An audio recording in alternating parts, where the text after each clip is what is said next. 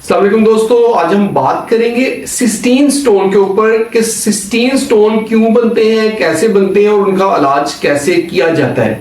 देखिए, cysteine stone जो होते हैं वो रेडियोल्यूसिड होते हैं, यानी कि एक्सरे के ऊपर वो नजर नहीं आते। एक्सरे कराएं तो लगता है कोई स्टोन नहीं है, लेकिन जब अल्ट्रासाउंड कराएं तो अल्ट्रासाउंड पे नजर आ जाता है। इसको कहते हैं रेडियोल्यूसिड स्टोन। और सिस्टीन स्टोन एक हमारे जिस्म के अंदर एक अमाइनो एसिड होता है, उसकी प्रॉब्लम की वजह से बनता है, जिसको लाइसिन कहते हैं। इसको हम जो है ना सिस्टीन, ऑर्जिनिन, लाइसिन और ऑर्निथिन, ये चार एंजाइम्स हैं एक्चुअली। इसमें से सिस्टीन जो है वो सबसे कॉमन बड़ा होता है। ये काज होते हैं एंजाइम्स की डेफिशिएंसी की वजह से हमारे ये स्टोन बनते हैं। और इसके लिए जो हमने ट्रीटमेंट करना होता है कि यूरिन का जो पीएच है उसको हमने अल्कलाइन की तरफ लेकर जाना होता है, एसिड से अल्कलाइन की तरफ, यानी कि उसकी तेजाबियत को कम करना होता है।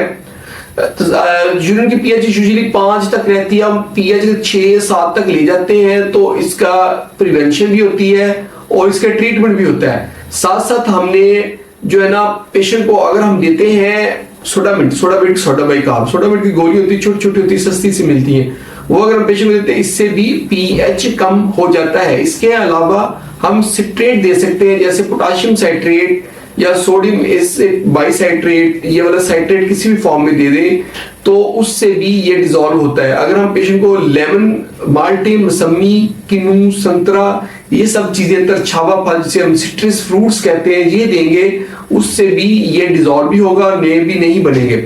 और सिस्टीन स्टोन में सबसे इंपॉर्टेंट होता है कि अगर हम जो है पेशेंट को कहेंगे बहुत ज्यादा पानी पिए, तो तब भी बहुत ज्यादा पानी पीने की वजह से भी ये डिसॉल्व हो जाता है। लेकिन एक चीज का ख्याल रखना है कि अगर सिस्टीन स्टोन नाली के अंदर फंसा हुआ है तो फिर बहुत ज्यादा पानी नहीं देना।